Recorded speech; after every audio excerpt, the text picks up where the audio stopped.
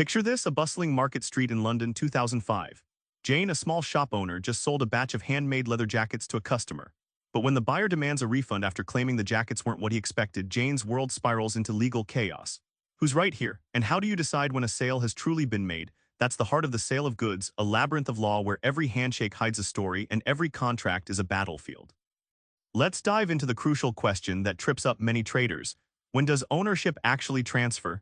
It sounds simple, but this moment can change everything from risk to remedies. In one famous case, Parker v. Manchester, a buyer purchased goods that were meant to be delivered later, but the seller went bankrupt first.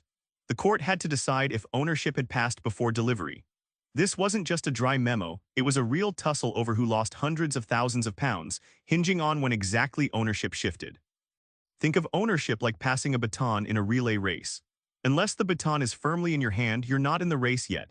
The law treats goods the same way. The moment ownership transfers, risk follows. If you're still reaching out for that baton when disaster strikes, you might end up on the sidelines.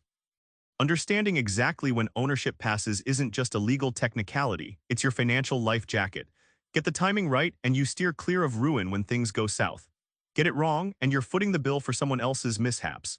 In markets and contracts, knowledge about timing turns uncertainty into control. Not every term of your sale is written on paper. Some sneak in quietly, implied by law. Miss these and you might buy a lawsuit no one wants. In a 2003 case in Scotland, a buyer bought a batch of electronics, only to find half malfunctioning after a week. The court leaned on the implied term of merchantable quality, meaning goods have to be fit for purpose. The seller thought a fine print waiver covered him, but the law stepped in, turning the tables to protect the buyer's trust. Implied terms are like the secret glue holding your contract together. You don't see them, but without them, the deal falls apart. They're not just legal mumbo-jumbo, they ensure you get what you expect, like a silent promise from seller to buyer. These implied safeguards empower buyers to expect a baseline standard. If the goods fail, they don't have to scramble through dense contracts, they rely on these built-in rules. Imagine if every purchase was a blind leap. Thanks to implied terms, you get a safety net without even asking. When your perfect sale goes sour, the law doesn't leave you hanging. But what options do you really have, and how can you turn a bad deal into a win? In Northern Ireland, a firm sold industrial machines that failed within days. The buyer wanted a refund plus damages. The court examined whether the breach was fundamental or a minor slip and ordered the seller to replace the machines and pay damages.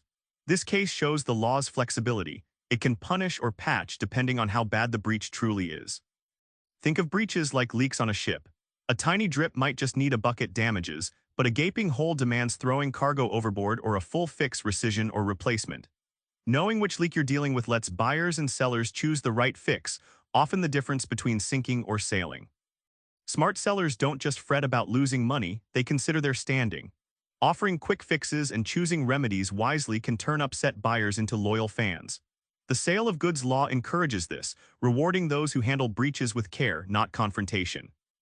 Remember Jane in that London market? She learned that knowing exactly when ownership transfers could have saved her thousands and that hidden promises, those implied terms, were her best ally. When her sale went sideways, understanding remedies turned her crisis into a comeback. So here's your move. Next time you deal, ask yourself, when does ownership pass? What promises aren't on paper? Master these and you hold the legal edge every trader craves. Subscribe for more book summaries like this one.